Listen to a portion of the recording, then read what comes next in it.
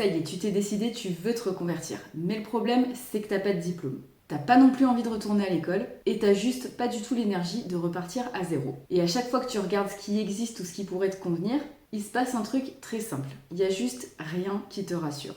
Et le truc, c'est que plus tu cherches comme ça, plus ça risque de coincer. Ce qui se passe, c'est que tu vas sur Google, tu tapes reconversion sans diplôme, métier qui recrute, formation rapide. On les connaît, hein, on est passé par là. Et du coup, tu tombes sur des listes, sur des métiers en tension, des secteurs qui recrutent, c'est génial, et des slogans, on vous forme vite et bien, et vous êtes sûr de gagner votre liberté financière à la clé. Alors, sur le papier, ça pourrait et ça devrait peut-être te rassurer, mais en vrai, plus tu lis et plus tu te sens coincé. Soit parce que c'est des métiers physiques, des métiers qui ont des horaires intenables pour toi, soit parce que c'est des métiers qui recrutent mais que tu sais déjà que ça va pas te correspondre, ou encore des formations avec des promesses tellement floues que tu sais même pas ce que tu vas vraiment trouver derrière. Alors, logiquement, tu refermes l'onglet et tu te dis, bon, ok, alors qu'est-ce que je fais maintenant ? Et la réponse c'est, je verrai plus tard. Et tu restes coincé là où t'étais au début, c'est-à-dire avec cette impression bizarre que tu ne peux pas rester où tu es, mais tu te vois pas vraiment non plus où aller pour la suite. Si tu te reconnais là-dedans, cette vidéo est pour toi. Bon alors si t'es toujours là, c'est probablement que tu te dis j'ai envie de changer de voie, mais j'ai pas le diplôme qui va avec. Et petit à petit, t'as commencé à croire que c'était ça le problème. Parce qu'évidemment, ton ami le cerveau te répète de toute façon j'ai pas le niveau, je vais devoir repartir de zéro, je vais devoir accepter n'importe quoi. Et aujourd'hui, je vais pas te dire quel métier faire. Je vais juste t'aider à voir comment réfléchir autrement pour éventuellement une reconversion sans diplôme quand t'es épuisé. Pour que t'arrêtes de croire que c'est le diplôme qui va décider à ta place. Je vais être très claire. Le diplôme, c'est rarement le vrai frein. Bon, évidemment, sauf si tu veux devenir chirurgien. Mais ce qui bloque vraiment, c'est ce que tu crois que l'absence de diplôme t'oblige à accepter. Des horaires que tu sais intenables pour toi, des conditions que tu sais que tu ne supporteras pas, des contextes où tu devras encore tenir indéfiniment. Et en fait, on est beaucoup à penser que j'ai pas le choix, je vais devoir repartir de zéro, je vais devoir accepter n'importe quoi parce qu'il faut bien que je mange. Mais le truc, c'est que cette croyance-là, elle te réduit énormément le champ des possibles. Donc résultat, soit tu te précipites vers des options hyper risquées, soit juste tu ne fais rien du tout. Et on est d'accord, c'est pas la bonne solution. Donc à partir de ça, on va remettre les choses en place. Ne pas avoir de diplôme, ça ne veut pas dire ne rien savoir faire. Après 10, 15, parfois 20 ans de vie professionnelle, laisse-moi te dire que tu as des compétences terrain, des savoir-faire transférables et une capacité d'adaptation énorme. Et le problème, c'est pas ton niveau. Le problème, c'est que tu as appris à lire ton parcours uniquement à travers des intitulés de postes sur ton CV. Et ça, on peut le déconstruire. Mais attention, parce qu'il y a quand même un petit piège. Je suppose que tu as déjà lu beaucoup de listes qui te parlent des métiers en tension, des reconversions rapides, des secteurs qui recrutent sans diplôme. Alors oui, c'est sûr, il y a certains de ces domaines qui recrutent. Mais la question à se poser, c'est pas est-ce que ça recrute ? La vraie question, c'est est-ce que c'est soutenable et durable pour moi ? Parce que ce qu'on ne te dit pas, c'est que beaucoup de ces métiers sont physiquement exigeants, émotionnellement lourds, mal reconnus, et finalement, ils reproduisent exactement ce qui t'a déjà épuisé. Donc on est d'accord, changer de métier pour replonger dans le burn-out, ce n'est pas une reconversion, c'est juste un déplacement de problème. Je vais te donner un exemple très simple.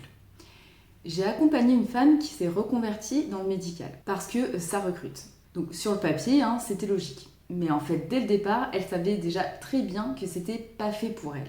Elle y allait quand même, parce qu'elle se disait que de toute façon, elle n'avait pas le choix. Et du coup, je te le donne en mille, quelques années plus tard, bing, burn-out. Mais il y a des gens qui réussissent très bien dans ce métier. Donc c'est pas le métier le problème. C'est de se forcer dans un contexte qu'on sait déjà qu'il ne sera pas tenable pour soi. Et elle le savait dès le départ. Et au final, toi aussi, tu t'es déjà sûrement dit je pourrais faire ça, ça recrute, c'est cool. Mais en même temps, tu sens que tu commences à devenir un petit peu angoissé, il y a quelque chose qui le fait pas. Et quand tu te projettes, tu sens déjà la fatigue.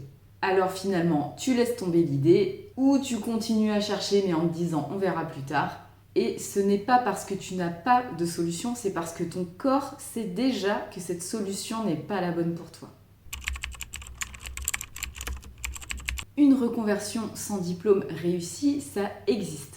Et évidemment, ça ne commence pas par une formation. Mais ça commence plutôt par clarifier ce que tu refuses désormais, identifier ce que tu sais déjà faire et vérifier ce que ton énergie te permet aujourd'hui. Parfois, la bonne solution, c'est pas de complètement changer de métier.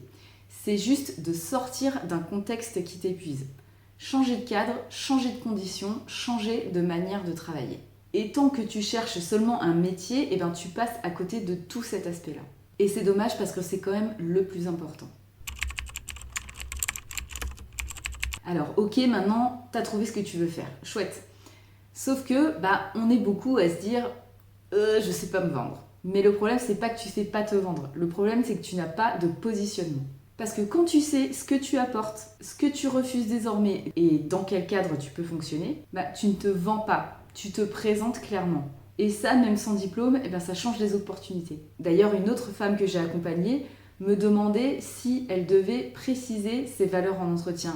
Oui, oui et oui, on ne ment pas sur ses valeurs. On clarifie juste ce qu'on veut et ce qu'on ne veut pas. Et mentir pour réussir à rentrer dans un poste, c'est pareil, c'est encore une fois quelques mois plus tard, le burn-out assuré. Donc on se présente, on clarifie et on se positionne. Je sais que penser à se reconvertir, c'est une situation qui est déjà assez anxiogène. Et en plus, quand tu penses à te reconvertir mais que tu ne veux pas repasser de diplôme, que tu es déjà fatigué, que tu n'as pas beaucoup de marge financière et beaucoup de doutes, ça peut vite devenir très paralysant. C'est pour ça que je déconseille les décisions radicales, les on verra bien et les sauts dans le vide. Une reconversion qui est solide ressemble plus souvent à une transition intelligente qu'à une rupture brutale. Et ça, t'as pas forcément besoin de diplôme pour le faire. Donc oui, une reconversion sans diplôme, c'est possible. Mais le vrai danger, ce n'est pas l'absence de diplôme. C'est de te forcer à choisir quelque chose vu sous le prisme de la fatigue et ou de la peur. Et tout ça, c'est pas une question de niveau, c'est une question de stratégie, de timing et de sécurité. Rester seul avec ces questions, c'est continuer à t'épuiser inutilement. Si tu veux te reconvertir, mais si tu ne sais pas ce qui est réaliste pour toi, par où commencer, ni comment éviter de te tromper, j'ai créé un accompagnement en 3 séances pour t'aider à faire le point, clarifier une direction professionnelle adaptée à ton énergie, à ton parcours et surtout à ta réalité. Le lien est juste en dessous si tu veux voir si c'est pertinent pour toi. Dans la prochaine et dernière vidéo de cette série sur la reconversion, je vais te montrer comment construire un plan de sortie de ton taf en 30 jours, sans tout plaquer et surtout sans te mettre une pression supplémentaire. Donc n'hésite pas à t'abonner si tu veux voir ça. Comme d'habitude, un petit like pour encourager l'algorithme, ça fait plaisir et ça coûte rien. En attendant, bonne réflexion et je te dis à la semaine prochaine pour la prochaine vidéo. Ciao!